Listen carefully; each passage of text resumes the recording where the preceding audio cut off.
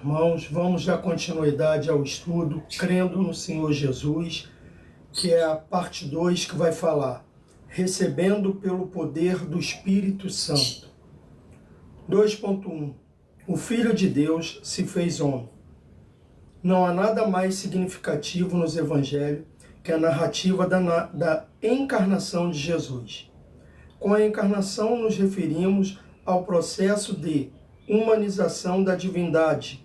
Jesus é achado Filho de Deus e sua concepção foi obra do Espírito Santo. As Escrituras afirmam que Maria, sua mãe, concebeu a Jesus virginalmente. Lucas 1, 26 a 35. A concepção de Cristo foi obra do Espírito Santo, sem paternidade humana, assistido exclusivamente pelo Pai Celeste. O Espírito Santo operou na encarnação do Verbo. O Deus da Bíblia buscou se revelar à humanidade toda como igual com ela, sem deixar de ser divino, e igualmente sem deixar de ser humano, pois as suas duas naturezas, humana e divina, não se misturam, nem se separam. Foi pelo Filho que Deus Trino se deu a conhecer de uma vez por toda. Hebreus 1, 1. Em Jesus ele se relaciona com os seres humanos de maneira amorosa, misericordiosa e justa. Mateus 9, 13.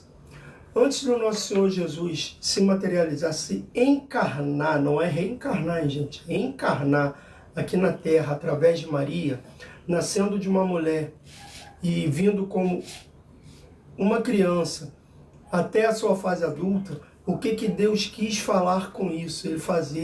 Ele quis mostrar para a gente o amor que Ele sente por cada um de nós. Você vê que o nosso Senhor Jesus vem para a Terra através de uma mulher virgem que não tinha conhecido a homem nenhum, não tinha tido relações sexuais com homem nenhum. A gente fica olhando, Jesus ele vive aqui na Terra, a gente costuma falar lá na igreja, ele vive 100% homem e 100% Deus.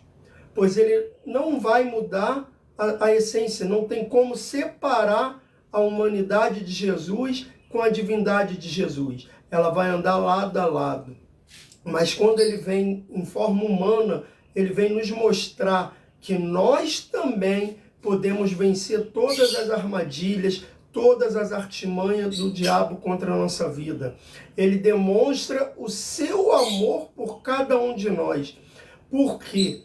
Porque a cruz não era para Jesus. A cruz era para nós. Ele dá o direito, ele traz o direito para a humanidade se arrepender. Ele traz para a terra o direito do arrependimento. Porque quando nós vamos ler a Escritura Sagrada, nós vamos ver que antes da vinda de Jesus, era olho por olho, dente por dente. Se alguém cometesse um crime, um ato criminoso, aconteceria com ele a mesma coisa que ele fez com o outro. Se ele matasse uma pessoa, ele morreria no lugar daquela pessoa. Se ele desfigurasse uma pessoa, desse uma surra em alguém e desfigurasse aquela pessoa, ele ia ficar desfigurado que nem aquela outra pessoa que ele agrediu. Mas quando o Senhor Jesus vem aqui na terra, ele traz o direito do arrependimento, o direito da salvação. Porque nós sabemos que muitas das vezes as pessoas são influenciadas pelo maligno. Porque ela desculpa porque ela cometeu um crime ou cometeu algo ruim, é porque ela estava possuída. Não, não é isso que eu estou falando. O mundo jaz do maligno. O maligno influencia o ser humano. Então Jesus ele veio aqui para a terra para te mostrar e te libertar da influência do mal. Para te mostrar que o caminho certo é o caminho do bem. Que você não precisa estar cometendo erro. É tentar nos ensinar a perdoar. Porque não é tirar a punição da pessoa que fez um erro, mas sim perdoar aquela pessoa.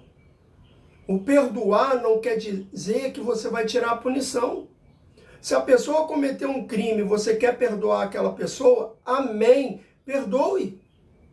mas não quer dizer que ela não vai cumprir a pena dela. Ela tem que cumprir. É muito diferente a gente falar no perdão e na pena. Ah, porque eu vi que um rapaz perdoou o assassino do filho dele. Amém. Ele conseguiu perdoar. Amém. Ele está fazendo o papel que Cristo nos ensinou. Ah, mas o homem continua preso. Lógico, ele cometeu um crime. Ele teve o perdão do Pai. Mas ele tem que cumprir aqui o erro que ele cometeu. Então Jesus, ele trouxe isso para a terra. Ele veio para trazer a paz, o renovo e trazer a salvação e a libertação para o povo. Porque antes nós não tínhamos essa libertação.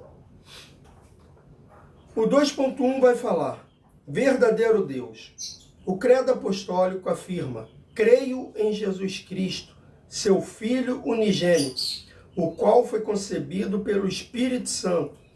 Há vários textos bíblicos que testemunham a divindade de Jesus. No princípio, o verbo era verbo, e o verbo estava com Deus, e o verbo era Deus. Ele estava no princípio com Deus. O apóstolo Paulo também testemunha com clareza a sua divindade, de sorte que haja em vós o mesmo sentimento que houve também em Cristo Jesus, que sendo em forma de Deus não teve por usurpação de igual a Deus. Jesus Cristo é Deus porque Ele é antes de todas as coisas, e todas as coisas subsistem por Ele. E Ele é a cabeça do corpo da igreja, e o princípio e o primogênito dentre os mortos, para que em tudo tenha a preeminência, porque foi do agrado do Pai, que toda a plenitude nele habitasse. Por isso, o modo de Deus, o Deus único agir e de se relacionar com o ser humano está demonstrado em Jesus Cristo. Nele se desfaz toda a imagem falsa de Deus, que nada tem com o seu amor e a sua justiça. O Senhor Jesus veio trazer para a gente um relacionamento maior para com Deus. Ele veio nos ensinar como se relacionar melhor com o nosso Deus Criador. Porque a humanidade já estava perdida, a humanidade inteira já estava afastada do caminho do Senhor.